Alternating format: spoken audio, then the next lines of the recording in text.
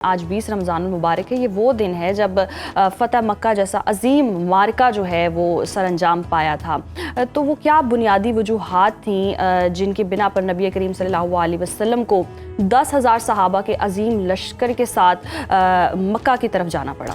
بہت شکریہ جی، بہت اہم موضوع ہے. اور آج کا دن 20 رمضان المبارک ویسے تو یہ سفر 10 دن پہلے شروع ہوا تھا. حضور نبی پاک صلی اللہ علیہ وسلم 10 رمضان کو نکلے تھے اور یہ ایسی اسٹریٹجی تھی اس جنگ میں.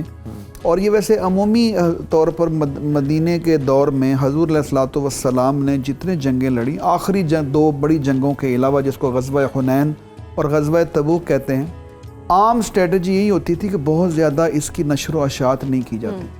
لیکن فتح مکہ کا خاص ایسا پس منظر تھا، اور اس پس منظر کو سمجھنے کے لیے ہمیں تو پورا وہ جو مدنی دور ہے اس کو سمجھنا پڑے گا. اور اس میں اس کو آپ اگر آغاز کریں ہجرت کے بعد، غزوہ بدر ہے، پھر غزوہ احد ہے، پھر درمیان میں چھوٹی چھوٹی جنگیں ہیں، اور پھر غزوہ احزاب ہے. غزوہ احزاب کے بعد ایک ایسا منظر نامہ بنا جس کے بعد وہ جس کا آپ نے نام لیا نا فتح مبین. فتح مبین کا اصل پس منظر یہ ہے کہ وہ 6 ہجری کو نصیب ہو گیا تھا، جس کی وجہ سے فتح مکہ ہوا. قرآن مجید نے صلح حدیبیہ کو فتح مبین قرار دیا ہے، انا فتحنا لک فتحا مبینا، اور فتح مبین کی وجہ سے فتح مکہ ہوا. تو اس پورے پس منظر میں یہ جو ماحول تھا، اور صلح حدیبیہ تقریباً 2 سال سے کم و بیش اس پر عمل ہوتا رہا. لیکن ہوا یہ کہ بنی بکر نے بنو خزاع پر حملہ کر دیا، اور بنو خزاع تھے مسلمانوں کے حلیف اور بنو بکر تھے ان کے قریش مکہ کے حلیف. اب یہ معاہدے کی شک تھی کہ حلیفوں پر حملہ نہیں ہوگا، یعنی کہ وائلیشن ہوئی. جب وائلیشن ہوئی اور بنو خزاع کے لوگ حضور نبی پاک صلی اللہ علیہ وسلم کے پاس تشریف لے آئے کہ ہمارے ساتھ تو زیادتی ہوئی ہے اور یہ صلح حدیبیہ کی شک کی خلاف ورزی ہے. پریکٹیکلی تو معاہدہ ٹوٹ چکا ہے، لیکن سفارتی آداب کا ہمیشہ ہی حضور نبی پاک صلی اللہ علیہ وسلم نے بڑا خیال رکھا. باقاعدہ اطلاع دی ان کو، باقاعدہ وفد بھیجا کہ دیکھو یہ تمہارے پاس اب 2-3 آپشن ہیں. اب اس آپشن میں سے خود ہی انہوں نے صلح حدیبیہ کی وائلیشن اور کو توڑنے والا آپشن اختیار کر لیا. بعد میں بڑے پچھتائے. ابو سفیان آئے تھے، ابھی مسلمان نہیں ہوئے تھے وہ، تو وہ آئے تھے وہاں سے کہ آپ نظر ثانی کریں، لیکن اس وقت تک وقت گزر چکا تھا. اب اس کے بعد تیاری شروع ہوئی، اور تیاری کا انداز ایسا تھا کہ صرف یہ حکم دیا گیا کہ تیاری کرو، کسی کو کوئی پتہ نہیں جانا کہاں ہے. اور وہ لشکر پھر حلیف قبائل میں بھی اطلاع دے دی گئی، اور ایک بڑی عرصہ اب چند لوگوں کو پتہ تھا، وہ معمولی لوگ. اس میں سے ایک صحابی تھے حضرت حاطب بن ابی بلتہ رضی اللہ تعالی عنہ، انہیں پتہ چل گیا. اور ان کے بہت زیادہ قریبی لوگ اور رشتہ دار اور اس طرح کے لوگ وہاں تھے، تو انہوں نے ایک خیر خواہی کے طور پر انہوں نے ایک عورت کو ایک رکا لکھ کے دیا کہ تم یہ اطلاع وہاں کر دو تاکہ میرے لوگ سیف ہو جائیں. ان کے اندر کوئی ایسی خرابی والی بات نعوذ باللہ نہیں تھی، لیکن اس کو بھی اسٹریٹجی کے خلاف سمجھا گیا. حضور نبی پاک صلی اللہ علیہ وسلم نے حضرت علی اور 3 صحابہ کی ڈیوٹی لگائی، اس عورت کو جا کر وہ خط واپس لیا گیا. تفصیل ہے قرآن مجید میں، اس واقعے کا ذکر موجود ہے. تو آپ ذرا اندازہ لگائیں، اب یہ لشکر چلا، اب رخ مکے کی طرف تھا نہیں لشکر کا، لشکر کا رخ مخالف سمت میں تھا. اور ایک لمبا چکر کاٹ کر 7 دن لگے ہیں، یعنی 10 رمضان کو سفر شروع ہوا ہے، اور درمیان میں حلیف قبائل کو بھی اطلاع کر دی گئی تھی کہ آپ ہمارے ساتھ شامل ہوں. ان کو بھی نہیں پتہ جانا کدھر ہے، اور بالکل بھی یہ پوشیدہ رکھا گیا. جی پوشیدہ رکھا گیا، یہ اسٹریٹجی ہے. اور یہ پوشیدہ رکھنے کا ایک ہی مقصد ہے، خون خرابہ نہ ہو، کیونکہ حضور علیہ الصلوۃ والسلام وما ارسلناک الا رحمۃ للعالمین ہیں. اور درمیان میں اس طرح کی پلاننگ ہوئی کہ 17 رمضان کو مرہ زہران پہنچے ہیں، اور وہاں جا کر جو ابھی آپ نے نام لیا حضرت خالد بن ولید رضی اللہ تعالیٰ عنہ، ان کی قیادت میں ایک لشکر تھا، اور مقابلہ ان کا ہوا تھا. ایک جگہ پہ مزاحمت ہوئی تھی، 2 مسلمان شہید ہوئے، 12-14 جو قریش کے لوگ تھے وہ مارے گئے تھے. وہ 4 بڑے گروپ، پہلے 12 گروپ بنائے تھے راستے میں، اور لشکر بڑا تھا اس کو مینج کرنے کے لیے. اور مرہ زہران کے بعد 4 بڑے گروپ تھے، مکے کو چاروں طرف سے اندر داخل ہونا تھا.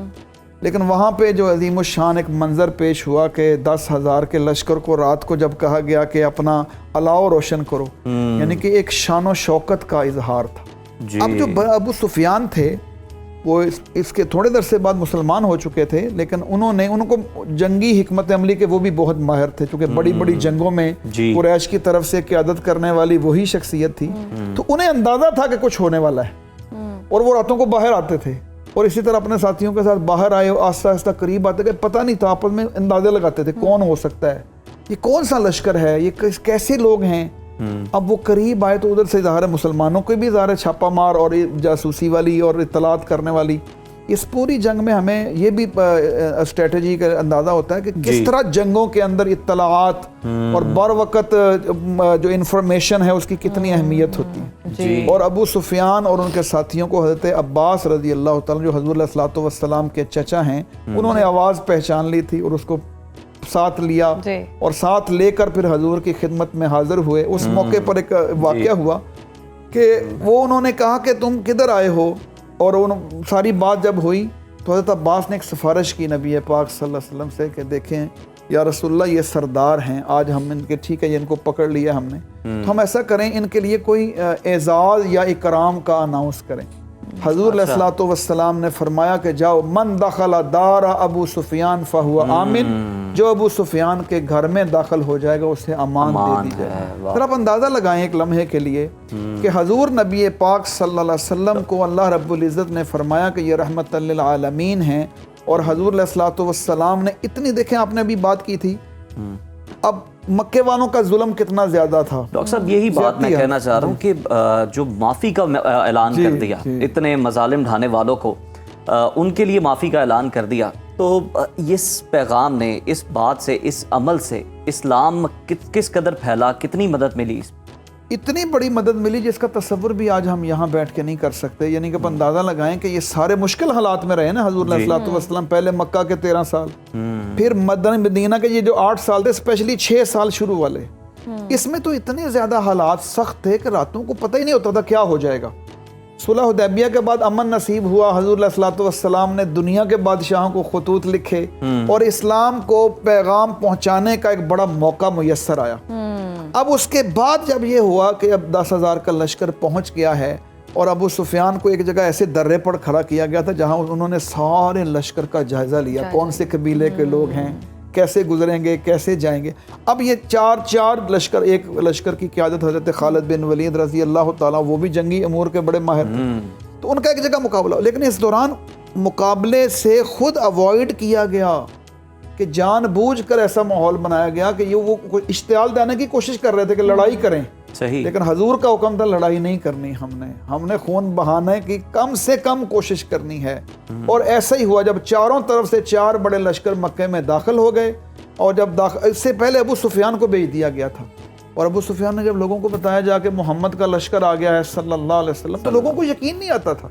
خود ان کی بیوی نے کہا ہم تیری بات نہیں مانتے, تو انہوں نے لوگوں کو اکٹھے کر کے کہا اس کی باتوں میں نہ آنا, اگر اس کی باتوں میں تمہارا نقصان ہو جائے گا. جب کہا نا کہ میرے گھر میں امن ہے, تو انہوں نے کہا تمہارے گھر میں کتنے لوگ جا سکیں گے, امن چاہیے ہم سب کو, لشکر تو آ گیا ہے. تو ساتھ ہی انہوں نے کہا کہ مجھے محمد صلی اللہ علیہ وسلم نے یہ بھی فرمایا جو حرم میں داخل ہو جائے اس کو بھی امن ملے گا, جو اپنے گھر کا دروازہ بند کر لے گا اسے بھی امن ملے گا.